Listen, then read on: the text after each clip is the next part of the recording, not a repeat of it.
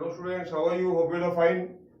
So today we are going to start class 11 second unit, that is the motion in one dimension. We are going to start the unit of motion. और जो पहला chapter हम लोग आज पढ़ने जा रहे हैं उसका ये फर्स्ट वीडियो है. ये बहुत लंबा पार्ट है. इसका फर्स्ट वीडियो हम लोग एक प्रिलिमिनरी वीडियो आज बना रहे हैं. उसमें हम लोग देखेंगे मोशन इन वन डायमेंशन का बेसिक्स क्या है. वैसे तो मोशन के बारे में तुम लोग क्लास 9 में भी पढ़े हो, 8 में भी पढ़े हो, पर हम लोग यहाँ पे बेसिक्स के बारे में कुछ हम लोग डिस्कस करेंगे. तो as you know me, my name is Ashok Rawat and you can see this video through the channel of Rawat classes. Okay, don't forget to subscribe the video. Let's start. तो हम लोग जो टॉपिक पढ़ने जा रहे हैं ये फिजिक्स के मैकेनिक्स के अंडर में आता है. Mechanics. What is mechanics? Mechanics is the branch of physics which study about the motion of all the objects is called the motion of an object. Means it is the branch of physics. It is the branch of physics where we study about the motion of objects. Okay? Where we study about what? Motion of the object. तो ये हम लोग mechanics वाला part start कर रहे हैं. इसमें हम लोग पढ़ेंगे motion in one dimension, two dimension, vector, 3D और बहुत कुछ पढ़ेंगे. तो हम लोग का जो आज हम लोग बेसिक्स जो टर्म्स देखेंगे, इसमें क्या क्या बेसिक्स है, क्या क्या टर्म्स यूज होगा जो हम लोग आगे काम आएगा. तो ये पहला टॉपिक हो गया मैकेनिक्स का. अब मैकेनिक्स के अंदर जो हम लोग पार्ट आज पढ़ रहे हैं, जो स्टार्ट कर रहे हैं, उसको बोलते हैं काइनेमैटिक्स. अब काइनेमैटिक्स दो वर्ड से बना है. काइन का मतलब क्या होता है? हम लोग पढ़ा है काइनेटिक एनर्जी. काइन का मतलब होता है motion. Okay, this is derived from the Greek word kinema which means motion. और मैटिक्स का मतलब होता है मेजरमेंट, मैथमेटिक्स, मेजरमेंट. ओके, तो इसका मतलब क्या हो गया कि तो ये जो इसमें हम लोग क्या पढ़ेंगे कि मेजरमेंट ऑफ मोशन मींस तो the branch of science where we study about the calculations about the measurement of the motion of the body, about the speed, displacement, acceleration, and all this of the body, that is called what? The kinematics. तो kinematics क्या हो गया? Kinematics is the branch of which deals with the study of motion of the object without knowing the cause. यहाँ पे हम लोग cause of motion के बारे में नहीं पढ़ेंगे. यहाँ पे हम लोग सिर्फ मोशन को स्टडी करेंगे. बॉडी का मोशन कैसा हो रहा है, उस बॉडी के मोशन का डायरेक्शन कैसा है, उस बॉडी का डिस्प्लेसमेंट कितना है, स्पीड कितना है, वेलोसिटी कितना है, एक्सेलरेशन कितना है, इन सब चीजों को हम लोग पढ़ेंगे, मेजरमेंट पढ़ेंगे. That is called what? The kinematics. Okay, अच्छा. अब हम लोग जो पहला टॉपिक जो हम लोग पढ़ने जा रहे हैं, that is called what? The frame of reference. Frame of reference. ठीक है, इससे हम लोग आज का टॉपिक स्टार्ट करते हैं. अब देखो, कोई भी ऑब्जेक्ट का अगर हमको पोजीशन बताना है तो हमको एक क्या करना होगा, एक तो इनिशियल पॉइंट लेना पड़ता है. जैसे मैं बोलूं the position of car A is now 10 kilometre, the displacement of the car A is now 10 kilometre. तो 10 किलोमीटर कहां से? तो हमको पहले एक इनिशियल पोजीशन लेना पड़ेगा ओ, और उससे हम मान लो एक कार ए है, तो अगर हम बोले कि ये कार ए का डिस्प्लेसमेंट या पोजीशन 10 किलोमीटर अवे है, तो 10 किलोमीटर अवे किससे? एक इनिशियल पॉइंट से. तो हमको पहले वो इनिशियल पॉइंट मार्क कर लेना होगा. तो it is very necessary to have a initial point whenever we are going to state what? State the position of an object. ठीक है. तो जनरली जब हम लोग किसी भी मोशन ऑफ बॉडी को स्टडी करते हैं तो हम लोग क्या करते हैं, एक कोऑर्डिनेट सिस्टम बनाते हैं. जैसे मान लो ये इनिशियल पॉइंट को हम क्या ले लिए, ये इनिशियल पॉइंट को हम ले लिए as the origin of this axis. ठीक है, उसमें एक जेड एक्सिस भी आ जाएगा. जेड एक्सिस कैसे होता है? मान लो ये प्लेन एक्स और वाई है. सपोज ये जो तुम बोर्ड देख रहे हो ये प्लेन एक्स वाई प्लेन है. ये हो गया वाई एक्सिस, ये हो गया एक्स एक्सिस. तो जेड एक्सिस कैसे होगा? ऐसे वर्टिकली आउटवर्ड. ठीक है. तो फिलहाल हम लोग मोशन इन वन डायमेंशन की बात कर रहे हैं, तो हम लोग जेड एक्सिस को यहां पे इग्नोर कर रहे हैं. या जेड एक्सिस है भी मान लो, सपोज यहां पर ये हो गया जेड एक्सिस. ठीक है, ये ऐसे नहीं है, एक्चुअली ये तो ऐसे है, पर इसको तो इस तरीके से हम बना रहे हैं, ये जेड एक्सिस हो गया। अब तो ये पॉइंट हो गया। अब क्या होगा कि अब हम लोग इसमें हम लोग क्या करेंगे, एक क्लॉक ले लेते हैं, एक क्लॉक घड़ी ले लिए। किसके पास घड़ी है? वो घड़ी किसके पास है? वो घड़ी एक ऑब्जर्वर के पास है।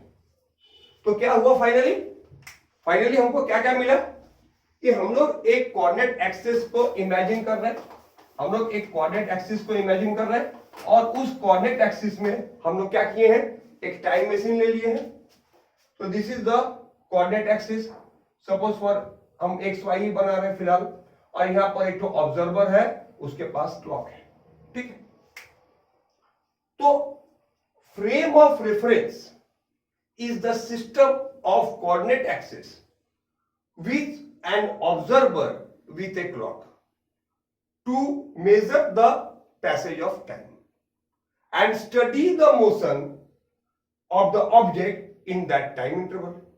मतलब यहां पर एक ऑब्जर्वर है और ये ऑब्जर्वर क्या कर रहा है, ये ऑब्जर्वर बॉडी के मोशन को स्टडी कर रहा है।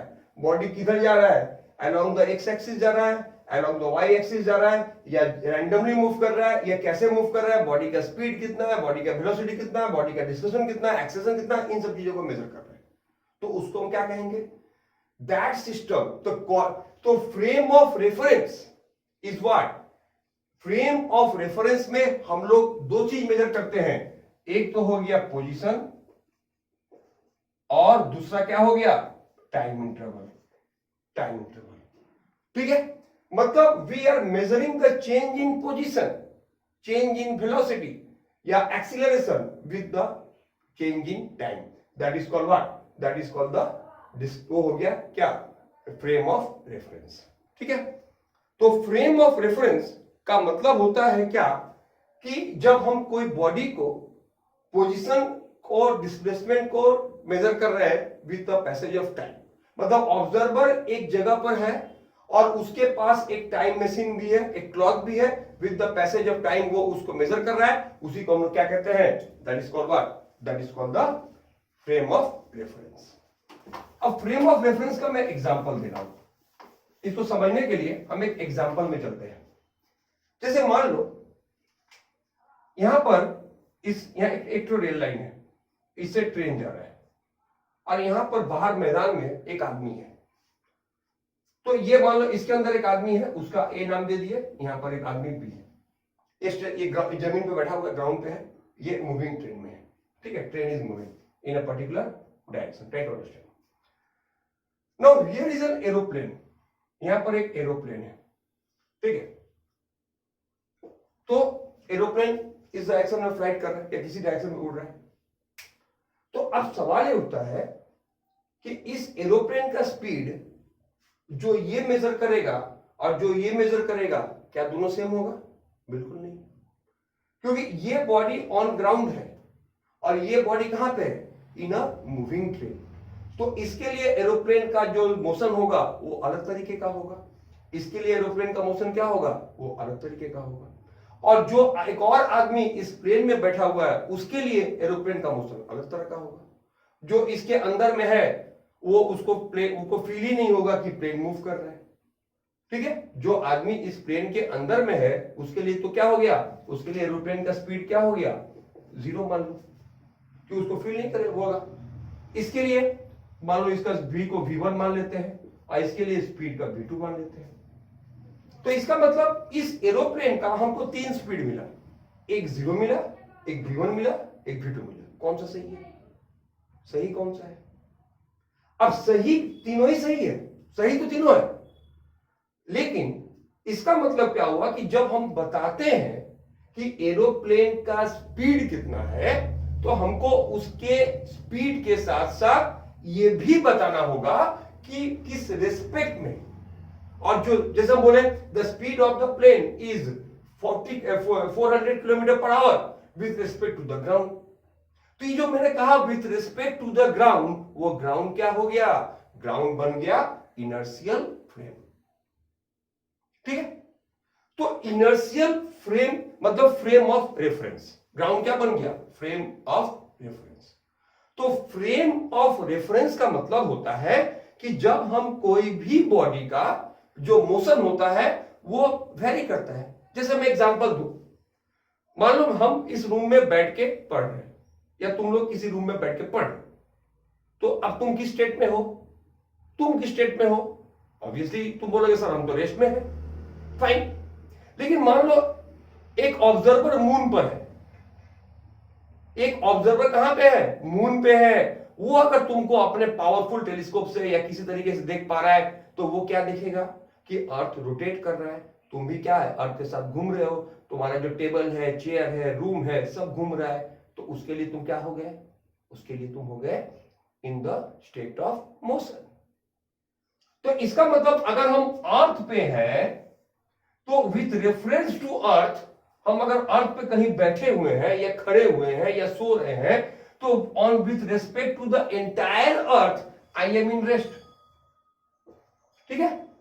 लेकिन अगर क्योंकि तो ये रेस्ट कब है? When I am in rest. हम रेस्ट में कब है? जब हमारा फ्रेम ऑफ रेफरेंस अर्थ है। हम जब अर्थ के रेस्पेक्ट की बात कर रहा हूं तो with respect to earth I am in rest.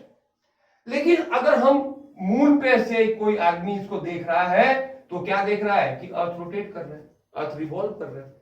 और जब अर्थ रिवॉल्व कर रहा है या मून भी रिवॉल्व कर रहा है तो क्या होगा? अब ये इसके लिए ये मून क्या है?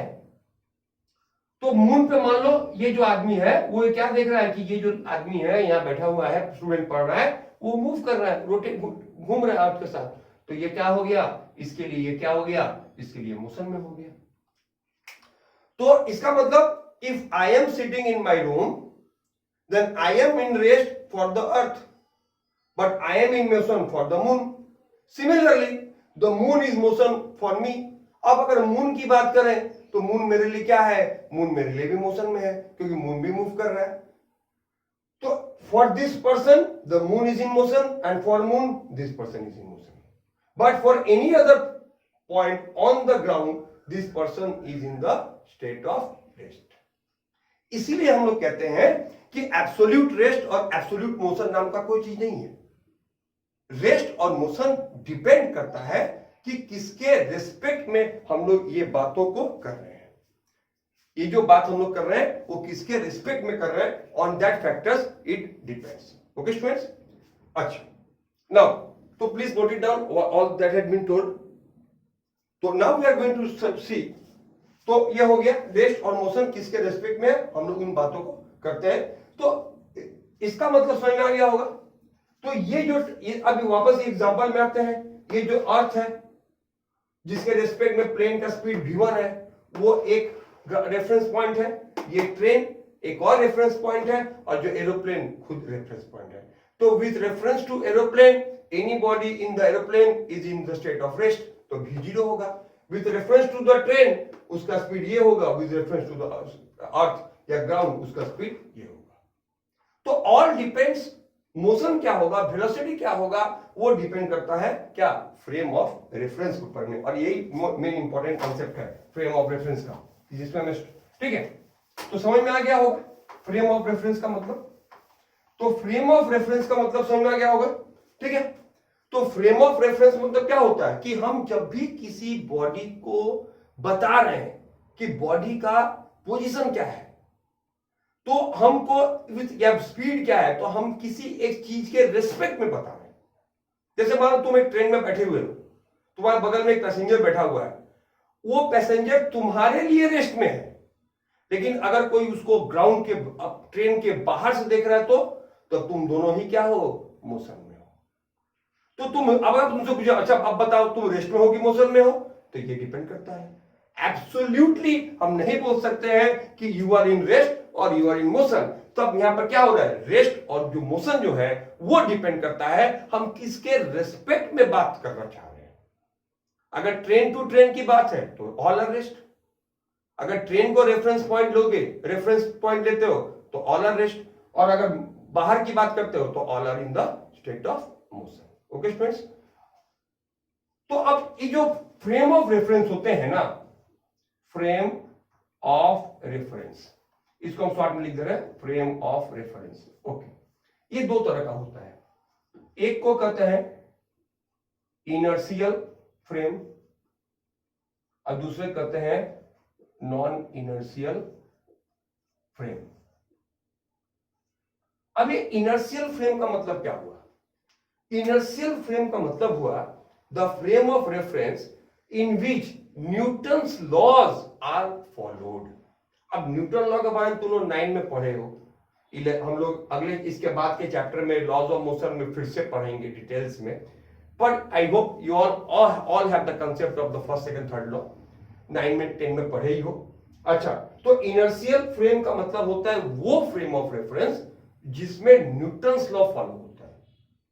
और नेट फोर्स, क्या क्या इंपॉर्टेंट पॉइंट्स है मैं लिख दे रहा हूं, obeys Newton's law is obeyed,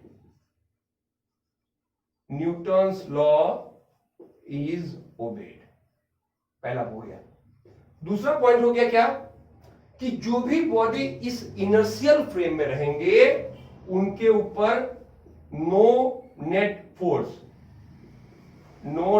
force is experienced. जो बॉडी है वो कोई भी नेट फोर्स एक्सपीरियंस नहीं करेगा, ठीक है।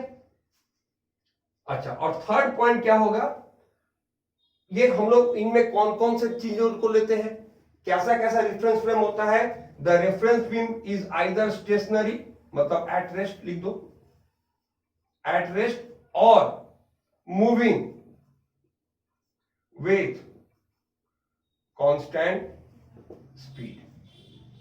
मतलब या तो वो इनर्शियल फ्रेम जैसे ग्राउंड है, रेस्ट में है, या फिर मुंह से देख सकते हैं कि अर्थ एक पर्टिकुलर स्पीड में मूव कर रहा है, तो या तो रेस्ट में रहेगा या अगर मूव करता रहेगा तो क्या होगा, विद कांस्टेंट स्पीड। जैसे हम अर्थ को, हम लोग तो अर्थ के बाहर से तो ऑब्जर्व नहीं कर रहे हैं, अर्थ पे ही ऑब्जर्व कर रहे हैं, तो अर्थ हम लोग के लिए क्या है, रेस्ट पे है, क्योंकि हम लोग अर्थ को अर्थ स्पेस से ऑब्जर्व कर रहे हैं। हम अर्थ को अर्थ पर से देख रहे हैं, मून पर से तो जाके देख नहीं रहे, जो सन से तो जाके देख नहीं रहे, जुपिटर से जाके देख नहीं रहे, तो अर्थ से अर्थ क्या होगा, रेस्ट में रहेगा।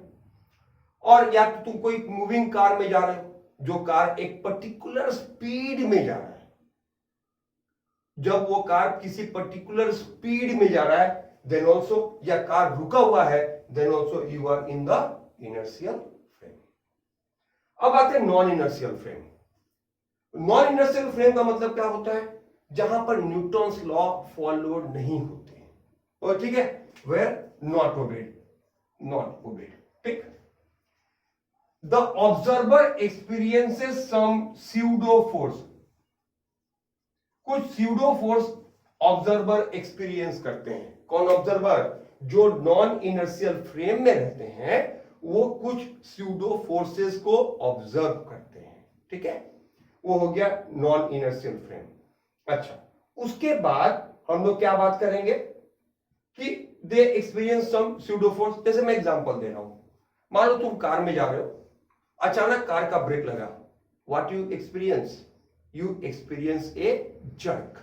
ये जर्क क्या है, व्हाट इज जर्क? जर्क बाद में हम डिटेल्स में पढ़ेंगे, जर्क इंपल्स के बारे में। Jerk is a force of A short duration, ठीक। पर वो फोर्स आया कहां से, हमको किसने धक्का दिया, इसका लेकिन एक्सप्लेनेशन न्यूटन के पास नहीं है, क्योंकि ये जैसे ही वो कार ब्रेक लगाता है ना, वो तुरंत इनर्शियल फ्रेम से नॉन इनर्शियल फ्रेम में चला जाता है, और जो ऑब्जर्वर होता है वो एक जर्क भी एक्सपीरियंस करता है, ठीक है। वो क्या करता है, एक जर्क एक्सपीरियंस करता है, वही तो। और ये जो जर्क है, इस तरह के जो जर्क वगैरह होते हैं, इनको हम कहते हैं false force, pseudo force. This is experience in the case of non inertial frame. लेकिन इनर्शियल फ्रेम में ऐसा कोई jerk pseudo force observer experience नहीं करता है। ये इसमें क्या होता है, the body is moving with acceleration, तो ये यहां पर क्या होगा, the body is moving with acceleration, या तो बॉडी एक्सीलरेट कर रहा है या फिर रोटेट कर रहा है, ठीक है। जैसे तुम मान लो मेरी गो राउंड में तुम अगर चढ़े हो, ये तुमको एक मूवमेंट फील होगा, फोर्स फील होगा, तो the merry go round is a example of non inertial frame. और suppose you in a car where the brakes are being applied, or either the car is accelerating, ठीक है, या तो car accelerate कर रहा है, स्पीड बढ़ा रहा है, या स्पीड कम कर रहा है, तो वो जो जिस समय वो स्पीड बढ़ा रहा है या जिस समय स्पीड कम कर रहा है, ठीक है, उस समय क्या हो गया, that is a non-inertial frame. You are in an aeroplane, the aeroplane is taking off or running with the acceleration on the highway runway, उस समय भी क्या हो गया, non-inertial frame. ठीक है, तो ये हो गया all about the inertial and non-inertial frame. It is this concept is new and also very important for class 11. अब चलते हैं हम लोग कुछ बेसिक टर्म्स के बारे में जो हम मोटा मोटी हर क्लास में पढ़ते आ रहे हैं, 9 में भी पढ़े हैं, 8 में भी, 10 में. पहला जो टर्म हम लोग पढ़ने जा रहे हैं वो है मोशन. फिर से वही rest and motion, rest and motion. अब सपोज करो मेरे पास एक कोऑर्डिनेट एक्सिस सिस्टम है, ठीक है, z y x, और यहां पर हम लोग क्या किए, एक ऑब्जर्वर है विद अ क्लॉक, घड़ी लेकर एक ऑब्जर्वर यहां बैठा हुआ है. अब कोई भी बॉडी है, पार्टिकल है, वो मूव कर रहा है या नहीं मूव कर रहा, पार्टिकल है, ठीक है. If it is observe that with the passage of time, ठीक है, ये पार्टिकल मान लो कहीं भी है, उसका ये x y z coordinate axis है, ठीक है, एक्स वाई जेड उसका, उस पार्टिकल पी का ये कोऑर्डिनेट एक्सिस है. अच्छा, अगर ये ऑब्जर्वर देख रहा है कि with the passage of time, time तो उसके पास तो क्लॉक है, टाइम तो बढ़ रहा है, t equal to 0, t equal to 1, t equal to 2, t equal to 3, t equal to 4 and on.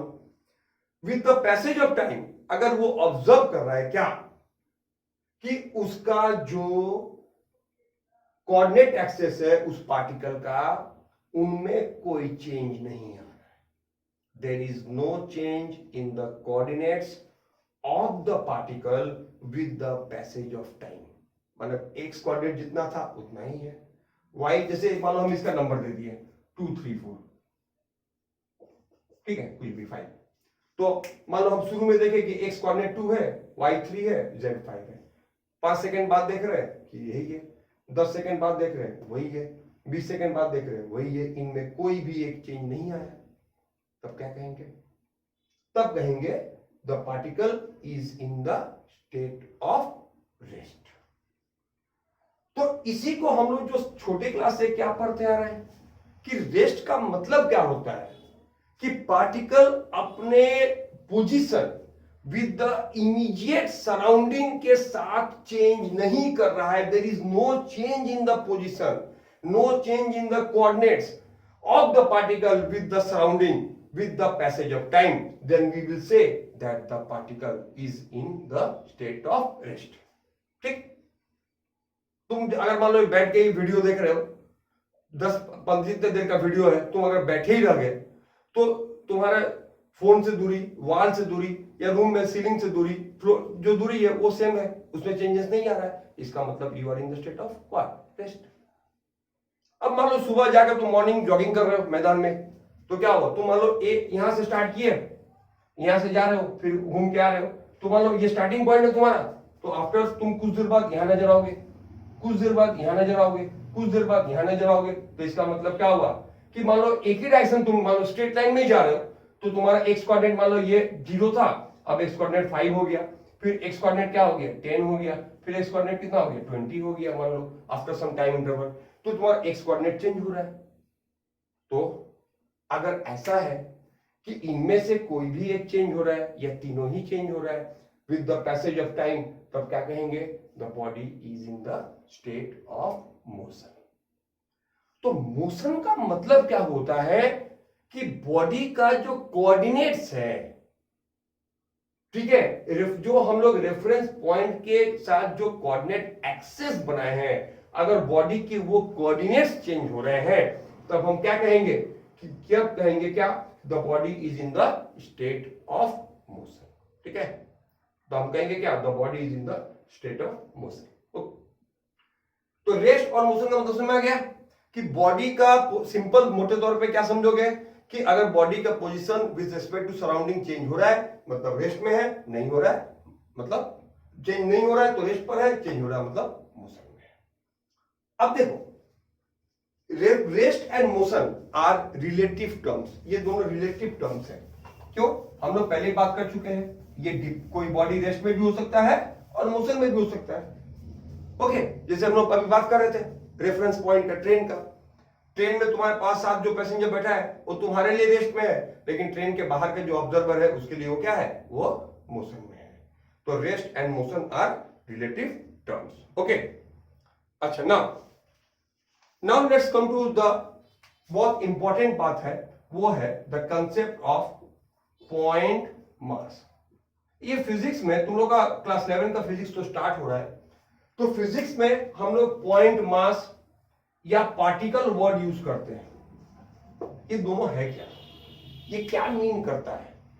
Chemistry में पार्टिकल का मतलब अलग होता है, एटॉम्स, प्रोटॉन्स, इलेक्ट्रॉन्स, न्यूट्रॉन, छोटे छोटे जिनको हम लोग खाली आंख से नहीं देख सकते। पर फिजिक्स में पार्टिकल का मतलब कुछ अलग होता है, ठीक है? तो पॉइंट मास या पार्टिकल है क्या? तो एक कंसेप्ट, तो पॉइंट मास मतलब ये नहीं कि छोटा सा एक बिंदु जैसा एक पॉइंट सा एकदम छोटा सा पत्थर उसको पॉइंट मास कहेंगे, नहीं। एक कार भी पॉइंट मास हो सकता है, एक ट्रक भी पॉइंट मास हो सकता है, एक ट्रेन भी पॉइंट मास हो सकता है। तो पॉइंट मास है क्या?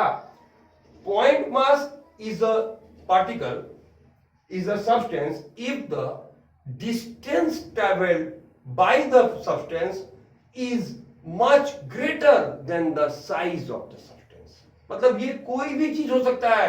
अर्थ को भी पॉइंट मास मानते हैं with respect to the motion around the sun. अगर सन के चारों तरफ अर्थ का जो मोशन है उसको स्टडी करें तो पूरा अर्थ को भी हम पॉइंट मास मान सकते हैं। तो कंसेप्ट क्या है कि point mass is the can be anything where the distance travelled is much greater than the size of the particle.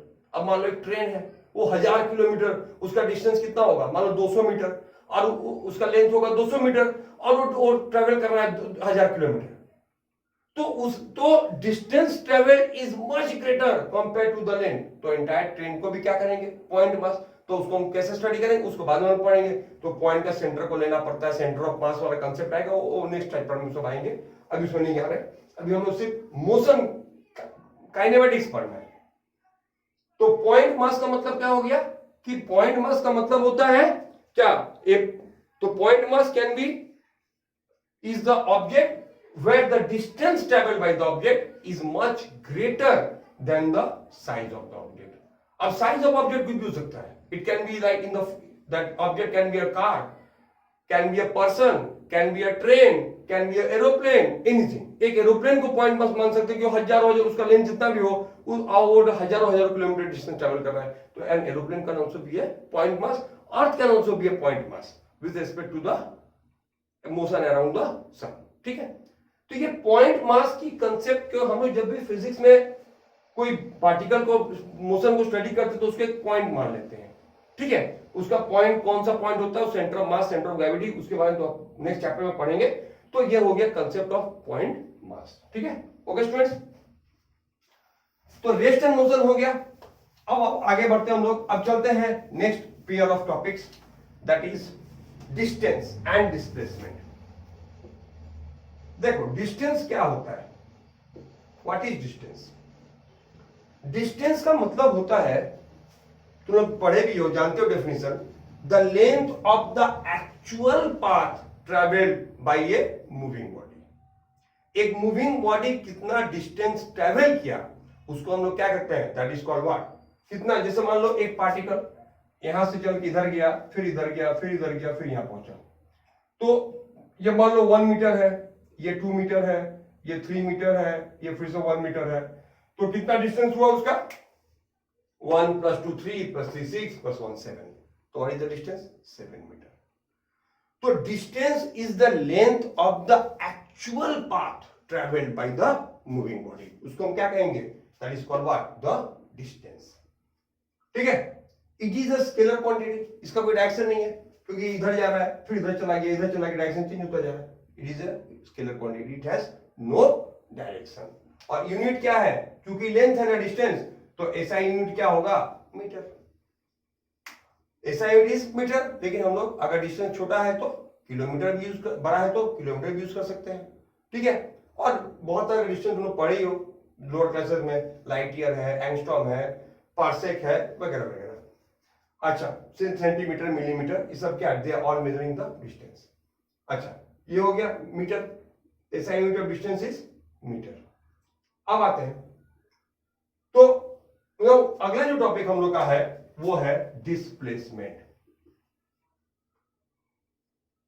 Now what is displacement? Displacement का मतलब होता है, जैसे यहां पे क्या था, इसी एग्जांपल में वापस आते हैं।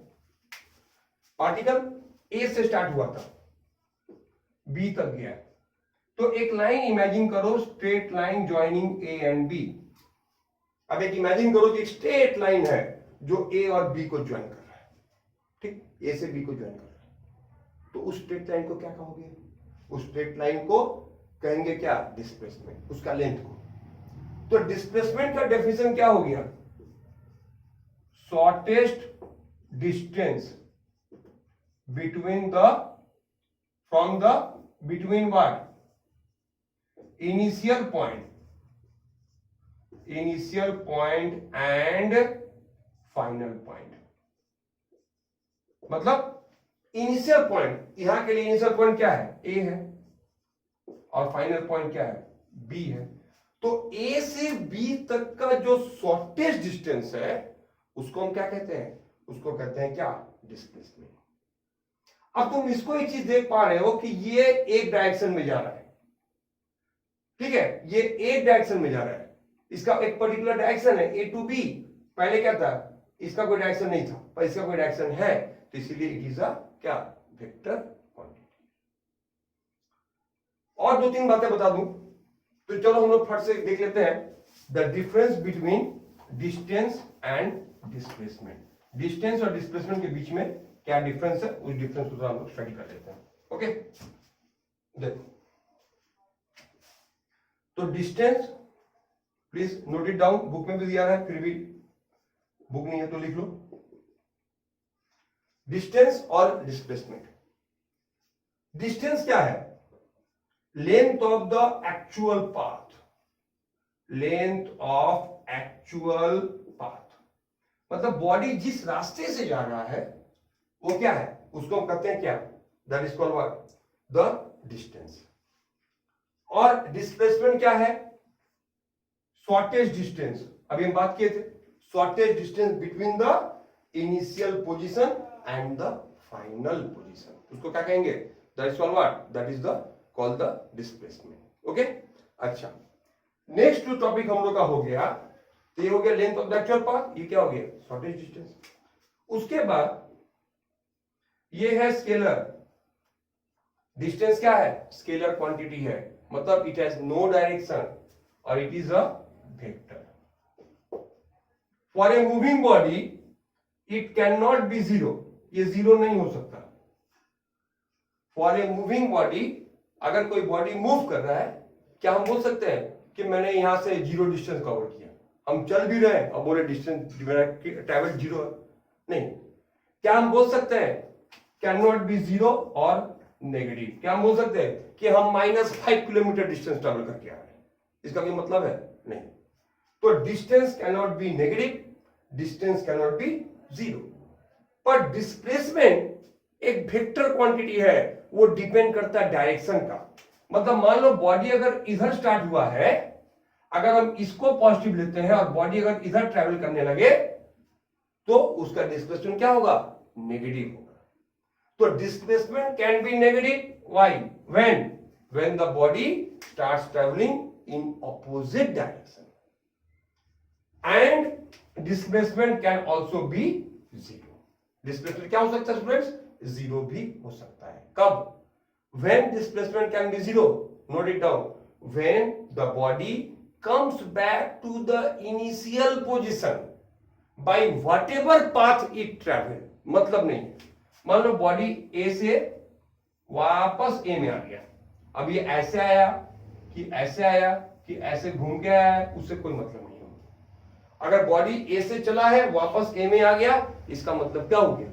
इसका मतलब हो गया कि displacement of the body is zero. ठीक है, कि बॉडी का डिस्प्लेसमेंट क्या है? वो जीरो। तो बॉडी का डिस्प्लेसमेंट जीरो कब होगा?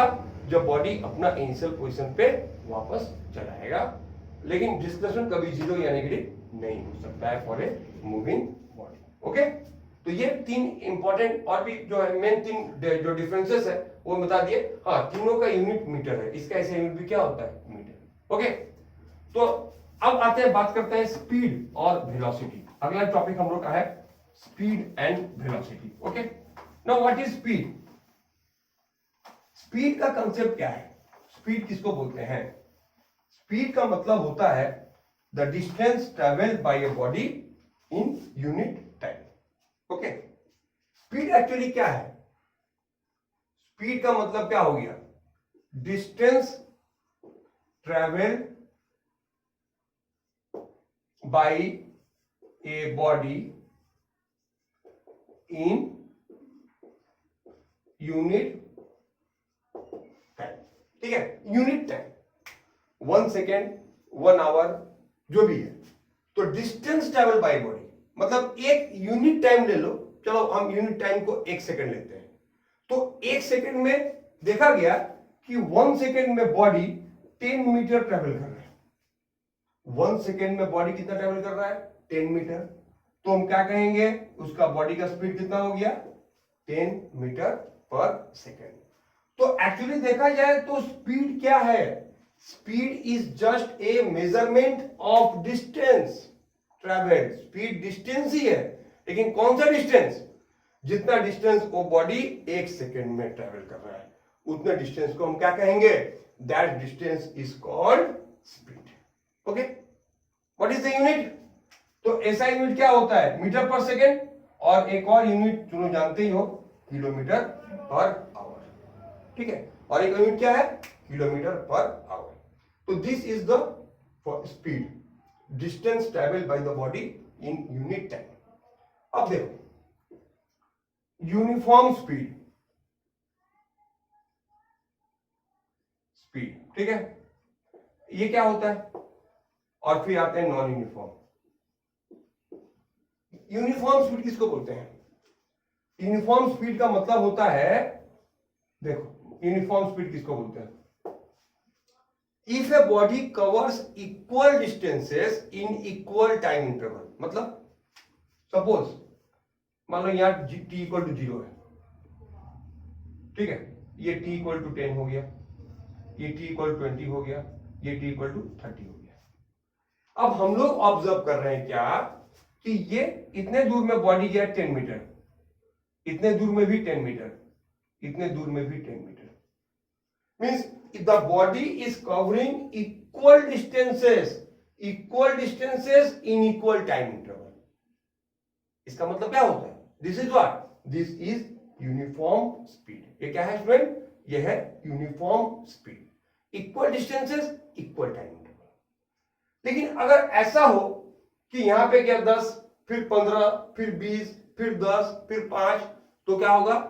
The body is covering unequal distances in equal time interval. ये टाइम इंटरवल अभी भी इक्वल है, पर डिस्टेंस कवर्ड क्या हो जा रहा है? वो कम बेसी हो रहा है, जो प्रैक्टिकली रोड पे होता है। तो उसको कहेंगे क्या? Non uniform speed. अब आते हैं एवरेज स्पीड। अब एवरेज स्पीड क्या होता है? एवरेज स्पीड का मतलब होता है total distance by total time taken. Average speed is what?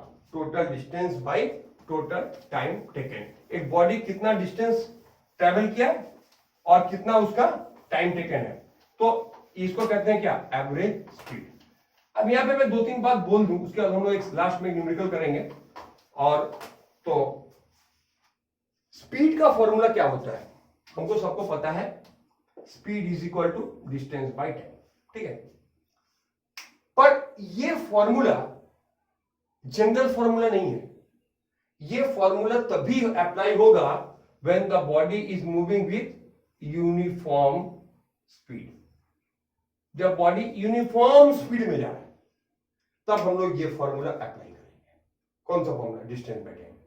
अगर बॉडी यूनिफॉर्म स्पीड में नहीं जा रहा है, उसको हम अगले वीडियो में देखेंगे, उसको कहते हैं एक्सीलरेटेड मोशन, तब या रिटार्डेड मोशन, तब उसके लिए अलग फॉर्मूला है, उसको हम अगले वीडियो में डिस्कस करेंगे। तो speed equal distance by time हो गया। But keep in mind this formula is applicable only in case of uniform speed, constant speed, uniform motion, जो भी कहें. अब एवरेज स्पीड की बात आ रहा है, तो what is average speed? Average speed का मतलब होता है total distance by total time. ठीक है स्टूडेंट्स, एक बॉडी कितना डिस्टेंस ट्रैवल किया कि स्पीड से क्या कोई मतलब है.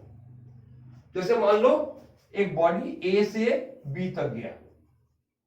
अब बॉडी जब ए से बी तक जा रहा है तो उसका स्पीड यहां पे क्या था, यहां पे क्या था, यहां पे क्या था, I don't know, don't want to know even. हमको सिर्फ जानना क्या है कि ए से बी का डिस्टेंस कितना है. 5 किलोमीटर, 10 किलोमीटर, 15 किलोमीटर, कुछ भी. What is the distance? वो हो गया टोटल डिस्टेंस.